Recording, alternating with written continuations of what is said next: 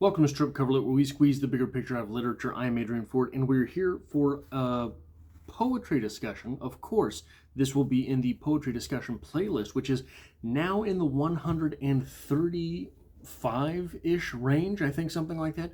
So if you have a favorite poem, maybe head over there and see if we've already covered it here on the channel. But we are doing the 9 days of Halloween, because I just realized I wanted to do horror stories 9 days before Halloween. So we're doing one every day until Halloween, including our read-along fairy tale by Stephen King, chapter by chapter. But today's video goes out to our dear old friend Callum, who said that Alone was his favorite poem from Poe. Alone reads as such. From childhood's hour I have not been as others were, I have not seen as others saw. I could not bring my passions from a common spring. From the same source I have not taken my sorrow. I could not awaken my heart to joy at the same tone. And all I loved alone. Then, in my childhood, in the dawn of my most stormy life, I was drawn from every depth of good and ill, the mystery which binds me still, from the torrent or the fountain, from the red cliff of the mountain, from the sun that round me rolled in its autumn tint of gold, from the lightning in the sky as it passed me flying by, from the thunder and the storm, and the cloud that took the form, when the rest of heaven was blue, of a demon in my view.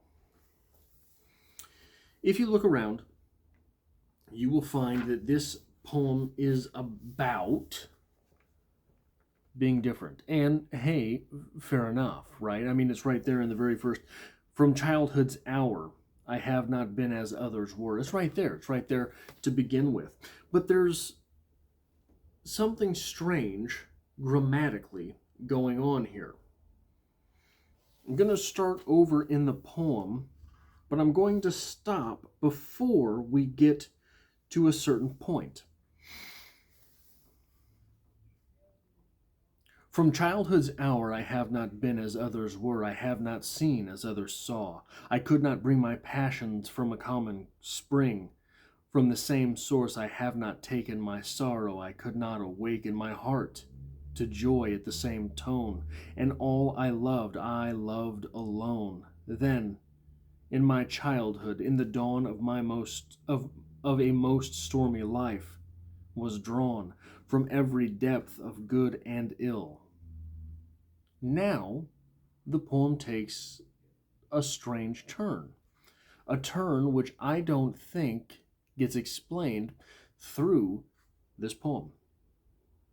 Ironically, the mystery which binds me still, from the torrent or the fountain, from the red cliff of the mountain, from the sun that round me rolled in its autumn tint of gold, from the lightning in the sky as it passed me flying by, from the thunder and the storm, and the cloud that took the form, when the rest of heaven was blue, of a demon in my view.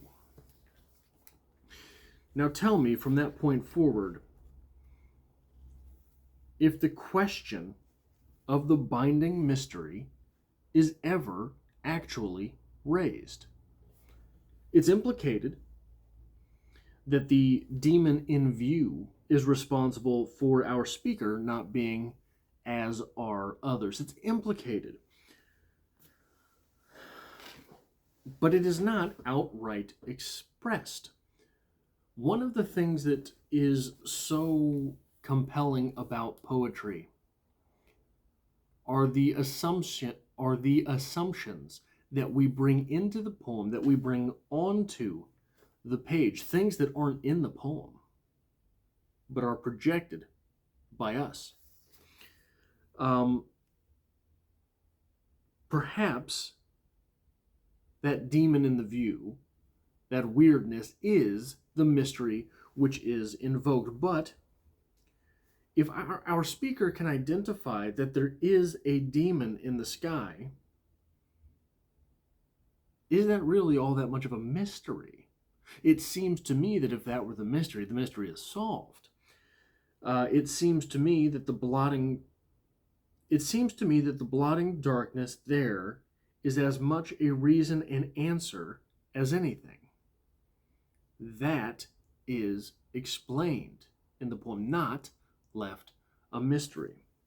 If we allow ourselves that wiggle room with the syntax to believe that the mystery which is invoked in the poem is not the mystery of the weirdness explained by the demon in the sky, if we allow that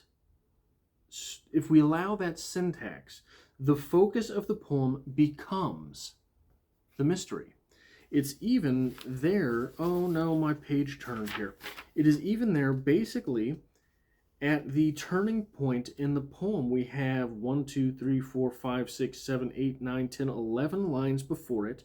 1, 2, 3, 4, 5, 6, 7, 8, 9, 10, 11 lines, including that afterwards. This poem hinges on the mystery. And not, if we allow that syntax, the poem hinges on the mystery and not the weirdness. And while weirdness being the mystery versus darkness being a mystery, that is perfectly poetry, right? That's as Edgar Allan Poe as anything you'll ever read. The mystery of the mystery being a mystery versus the darkness being a mystery, the mystery of the mystery being a mystery versus the darkness being a mystery, forces the focus of the poem towards the inward eye. The literary turn in the poem at that point becomes, it turns from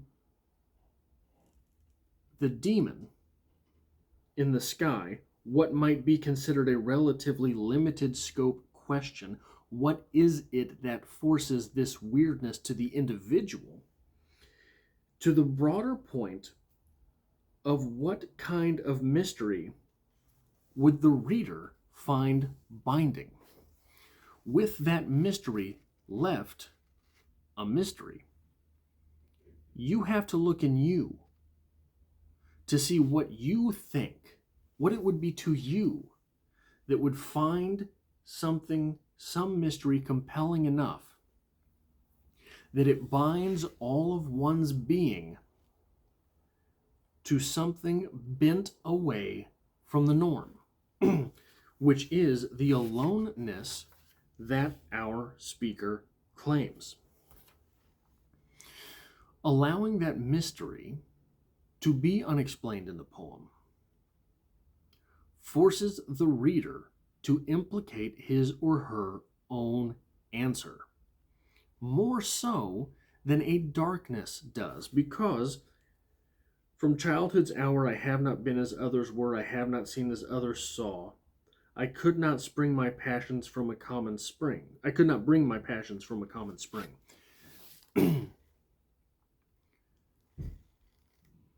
While and whereas that might not be explained per se, it does not beg the question. It does not beg the question of the weird. Why is this person so weird? It does not beg that.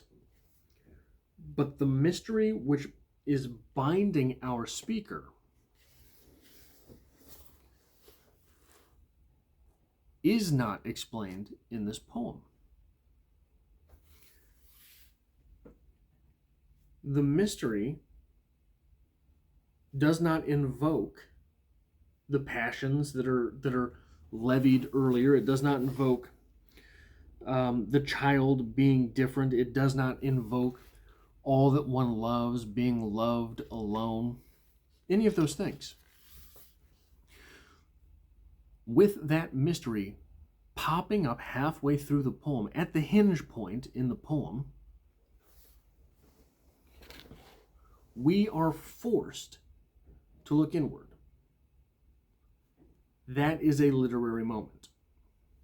That is all I have for this, the poetry discussion for Alone by Edgar Allan Poe. There will be a opening paragraph video for The Mask of the Red Death tomorrow. Saturday and Sunday, I do not know what I have planned. Monday, we will be back in Fairy Tale by Stephen King, and I hope to have you for all of those videos.